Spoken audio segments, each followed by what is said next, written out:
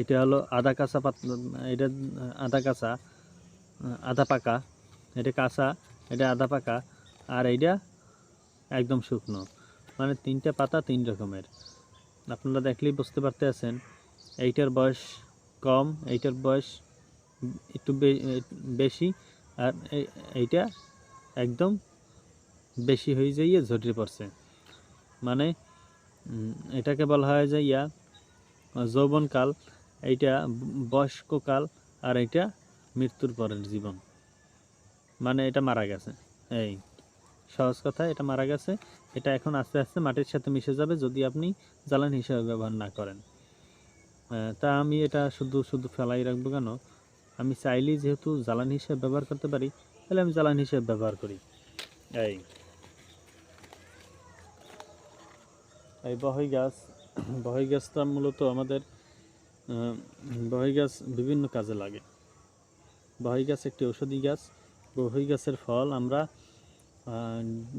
দুইটি নামে আমরা বহই গাছের এই গাছটিকে আমরা চিনে থাকি। একটা হলো ডুমুর গাছ আর একটা বহই গাছ। ডুমুর বলতে কি আর বহই বলতে কি আমরা বুঝি।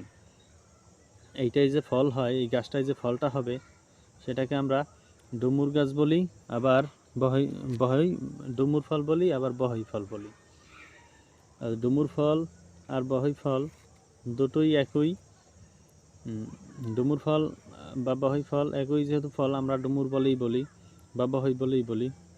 বহইটা আমাদের ঔষধি গুণগুণে সমৃদ্ধ। বহই রান্না করে খাওয়া যায়, আর বহই খেলে ডায়াবেটিস কন্ট্রোল হয়, বাথরুমের সমস্যা ভালো হয়, বদহজম ভালো হয়, এবং এতে আছে বিভিন্ন পুষ্টিগুণ।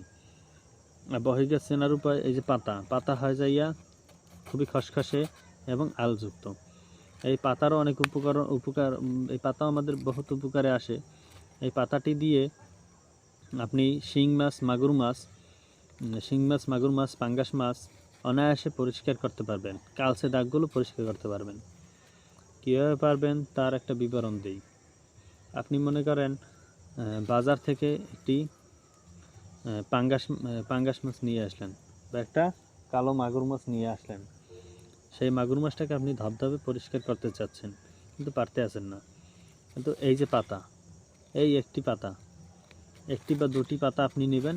সেই একটি দুটি পাতায় আপনি সেই কালো কুচকুচে মাগুর মাছটাকে আপনি ঘষেও পরিষ্কার করতে পারেন না, কিন্তু এই একটি দুটি পাতা দিয়ে আপনি ধবধবে সাদা বানাই ফেলাইতে পারেন।